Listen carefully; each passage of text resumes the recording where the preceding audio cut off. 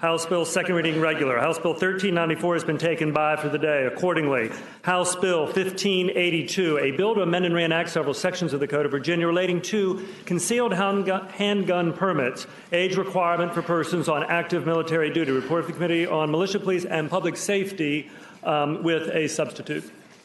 The gentleman from Smith, Mr. Campbell. Thank you, Mr. Speaker. I move the committee amendments. Questions on adoption of the committee substitute? As many as favor that motion will say aye. Those opposed, no. Substitutes agreed to. The gentleman from Smith. Thank you, Mr. Speaker. Ladies and gentlemen of the House, House Bill 1582 is essentially a cleanup bill from last year's landmark legislative package that expanded reciprocity for Virginia's concealed carry permit holders. Many of you may recall that legislation, one of the integral provisions in it was a goal of expanding reciprocity to all 50 states.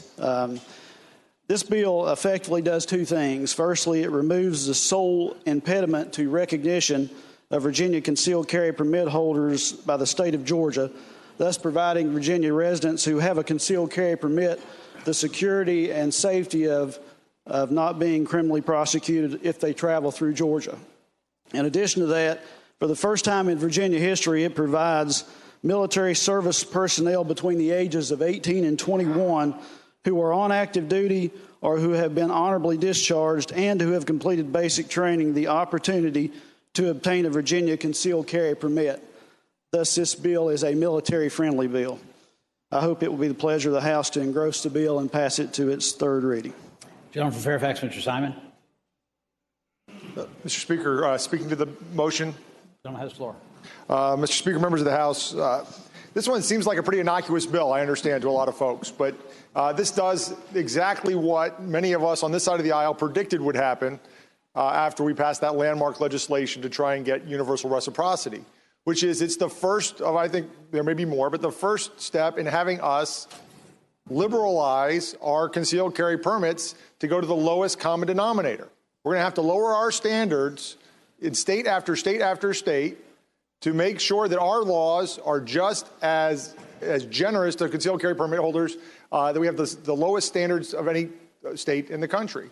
What happened here in Georgia was they did an exercise very similar to what Attorney General Herring did last year, but they did it the other way around.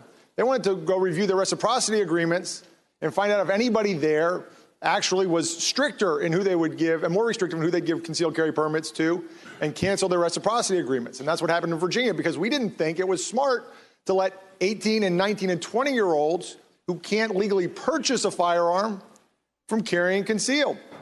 So this bill is the first step towards lowering our standards to those of everybody else. Now, I know a lot of folks say, well, these are military folks. They've had some military training. We presume in the safe handling of weapons. You know, I'm a veteran myself. I served in the Army. I had weapons familiarization training. I understand that. But I have to tell you, this is, we know what the ultimate goal is. In fact, the gentleman from Smith just said it.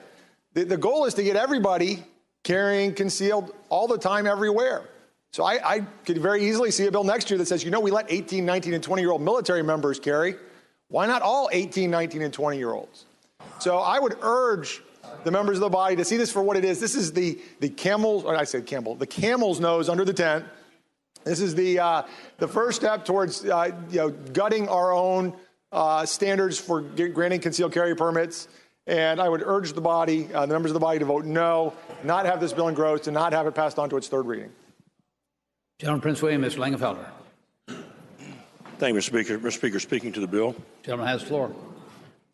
Mr. Speaker, I hope that the body will support this bill.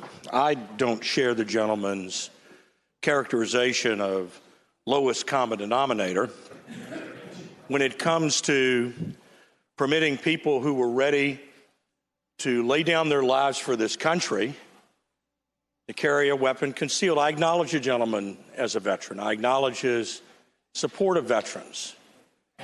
But I see no harm at all in trusting young men and women who are ready to give their lives for our freedom. And so keep that in mind when you light up that board, what you're getting ready to say. The second thing, more practically, Mr. Speaker, is if you go to a map of states that have reciprocity with Virginia, you will notice that just about everybody on the southwest side of the country has reciprocity with us, given our work last year, except Georgia. For this one category, Georgia will not permit a Virginian to lawfully transit their state with a concealed carry weapon, unless you want to go out to Tennessee and head south and go through Mississippi or Alabama and into the panhandle of Florida and then go all the way over to Florida's east coast. So as a practical matter, this is a good bill for those of us who like to travel out of state on the East Coast. So I would encourage the House to support the gentleman's bill. Thank you, Mr. Speaker. The gentleman from Culpeper, Mr. Freitas. Thank you, Mr. Speaker. Speaking to the motion. Gentleman has the floor. I just want to say real quickly that we don't seem to have any problem putting a gun in their hands when they're going to go overseas to get shot at. So this whole idea that we can't trust them when they come back home to exercise the very constitutional amendment they went overseas to defend seems a little bit ridiculous to me. Thank you, Mr. Speaker.